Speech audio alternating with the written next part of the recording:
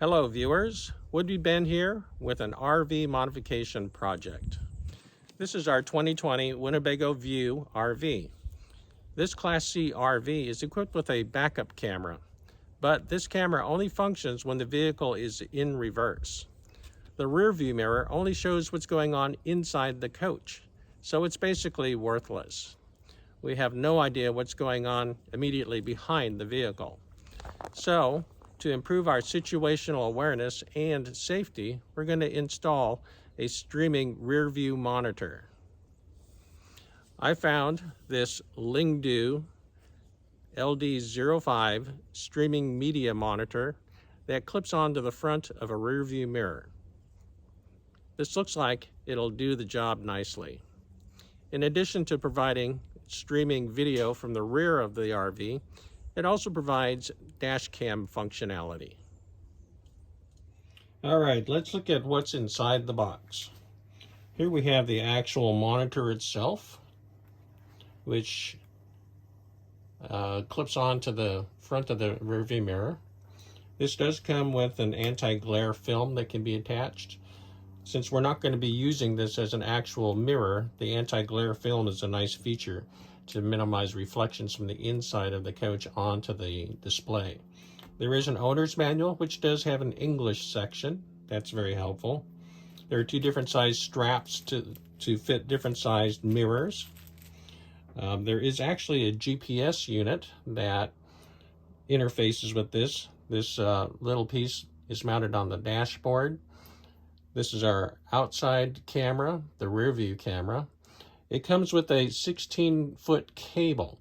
That's obviously going to be too short for installing on this RV. Fortunately, there are extension cables available online. This unit uses a 4-pin cable, so I've ordered a 33-foot extension and an additional 16-foot extension. That should give us plenty of room to reach the back of this coach. There is a front dash cam camera. This is very nice to have a separate camera because in this particular vehicle there is a housing in front of the rear view mirror mount that blocks vision from directly in front of the mirror. That contains the vehicle's safety cameras and other sensors. And then there is a power cord here. This power adapter appears to have a USB-C connector on the end, but it's not wired to the standard USB power convention, so you will not be able to use any other USB-C power cable. You have to use the one that actually comes with this unit. For our specific application, we're going to be using some extension cables with the rear view camera. Here is a 16-foot extension here. This uses the 4-pin connector that seems to be somewhat standard with these cameras. And this will interface with a 33-foot extension.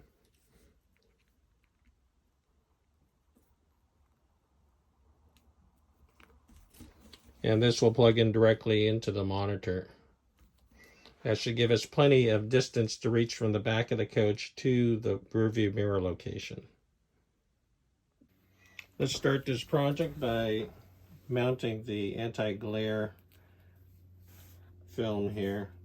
There is a protective film that comes on this display. We'll just peel that off.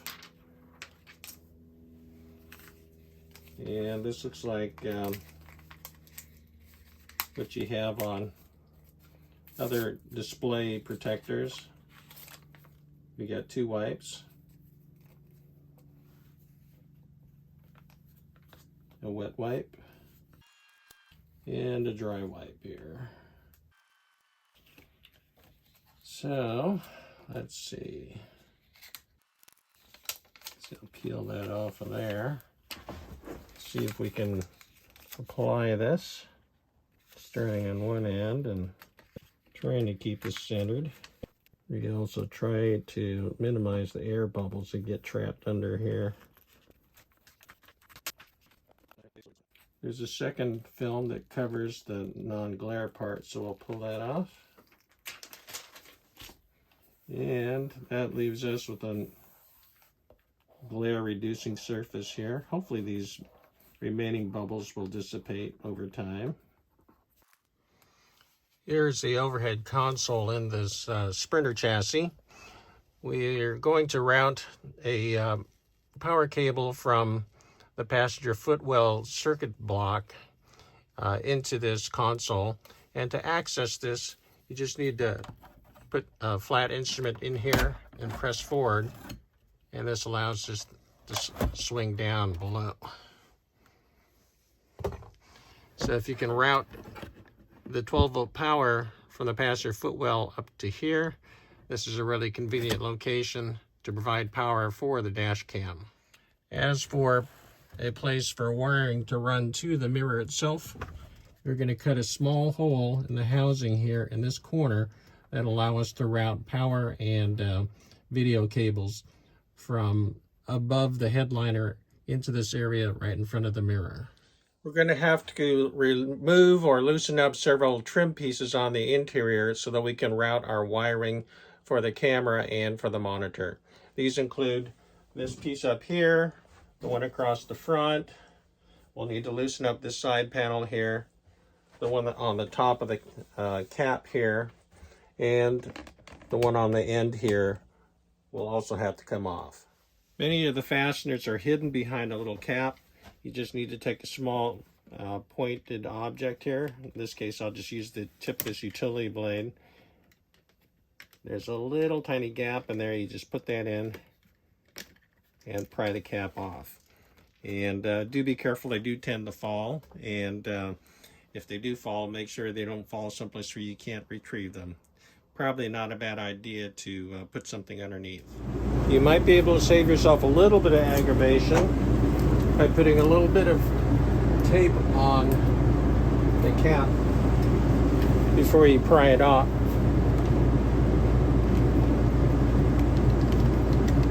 Just so it doesn't go flying off someplace unpredictable. Once you have the screw heads all exposed, you can start removing the screws, but beware that these screws are not all the same length. There are different lengths for each location, or maybe different lengths for each location. Also, these snaps will also have to be loosened up here. But in general, when you remove a screw, it's probably a good idea to tape that screw next to where it came out of so that you'll get the right length screw in each hole. Here's an example of securing the screws near the holes where they each came out. This will just assure that we've got the right screws in the right holes when we reassemble. Okay, so we're basically just mobilizing all these panels here so we can follow wires or run wires. So we got the screws all out. You see how I've taped each screw next to its hole where it came out of, so that we can get everything reassembled with the correct screws in the right place. So this gives us access to run along this firewall here to bring wires up into the space that's in the upper console here. Okay, we have the interior trim panels removed, and what we're looking at here is a conduit that we had drilled through the fiberglass up here to run the rear camera wire and also auxiliary lighting wiring to the back of the RV.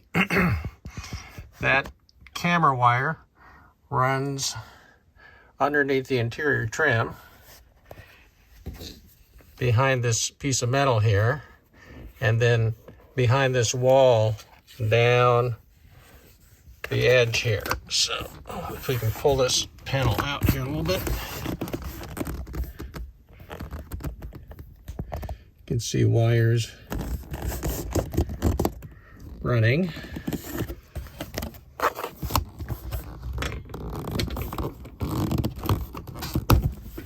Here we go. Now we just have to be real careful to tuck those wires back so that they don't get damaged by screws. But that wire then drops down behind this wall here, which we raise this cap here. we have access back here now. So we have power wires to auxiliary lighting running up here, but this is the video cable here that we'll be using to connect the camera to the display unit. Now this runs over this bulkhead, and then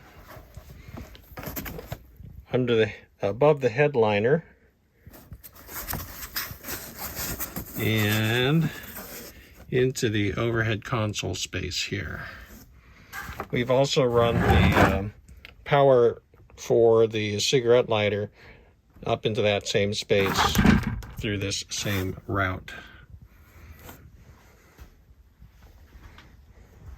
Power from the fuse box at the passenger footwell comes onto the floor and crosses over here into the chassis and then up through the gap, and then back across and into the inside console. Here's what's on the other side of the bulkhead that's been drilled through the fiberglass at the top of this part of the RV. And this conduit just runs all the way to the back of the RV. There's a second branch off here that goes to our backup lights back there in the corners. Here's the camera cable pulled through to the back of the RV through the conduit that goes across the top of the roof. And it looks like just the 33-foot cable is going to get the job done, so I'm not going to need that extra extension on the end of it. Here's the final mount of the rear view monitor camera. This is actually mounted on with a piece of extreme Velcro. This would allow us to move the camera up or down in case we had extra large things on the cargo carrier in the back. So that gives us some additional flexibility and the ability to see over whatever cargo happens to be in the cargo carrier or bike rack. So here is the finished product. This is the installed Lingdu streaming media mirror dash cam. Right now we happen to have the 2-camera view selected. Surprisingly, or pleasantly, the operating system is pretty easy to use. It does have a real touch screen. This symbol here allows you to change camera view. So this is full front camera, full rear camera, and split view. You can set the default on how you want it to power up. We're going to be using this primarily for a rear view camera. And so when it boots up, it will boot up to the rear view for us. There's also the ability to start the recordings here. And the recordings are made on a continuous loop that is re-recorded as the memory card fills up. This did ship with a 64 gigabyte micro SD card. You do need to format it before you use it, but you can format it with the device. The operating system is actually pretty easy to use. And once you select the correct language, the English language, it's easy enough to operate. There's default settings for several different things. And you can scroll up and down to get additional settings here. We do not have the backup light wire hooked up, so there are no parking guides here, but the built-in camera in the Sprinter chassis handles that function just fine. So this looks like it's going to work out pretty nicely. We'll just have to see how durable it is. We did end up installing most of the hardware up inside this upper console in the Sprinter. There's plenty of room for all the wiring and connections, and it was really quite easy to run the wiring for the forward-facing dash cam directly into that console. We also ran the wire for the GPS sensor, which is just sitting down here on the front of the dashboard, under the trim in the A panel, then across the top, and also into the upper console. And we'll just have to close up all the interior panels that we took down to gain access to run the rear camera wiring. But overall, this looks like quite a good result. Okay, let's see what this looks like when we start up here.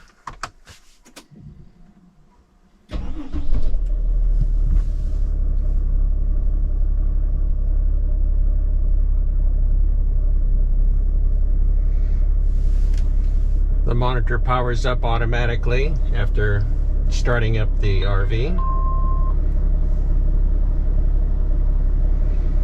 And it's starting on the rear camera view here. These little arrows here allow you to move the camera angle. So here we can look down and we can actually see our cargo carrier is attached back there.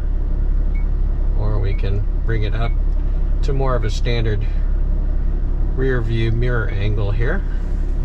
But let's head down the road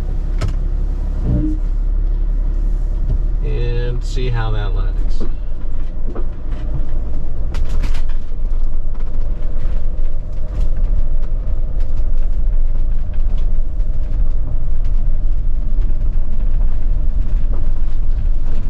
These cameras are both newer generation cameras that have 2K or 1080p resolution, which is a significant improvement over the last generation, which was basically standard definition television resolution. So we have successfully installed this Lingdu streaming media rear view monitor, and it does indeed function very nicely as a rear view monitor while we're driving, and provides us with real-time visualization of what's behind the RV. In addition to that, we now have both rear and forward-facing dash cams. They are automatically triggered by G-force sensors to record any kind of an impact, or you can also press a button on the display to lock in a video loop so that it doesn't get erased. So we hope we'll never have to use that functionality, but it's kind of handy to have that. I hope you found this video to be helpful. If you did, please like and subscribe. Until next time, bye-bye.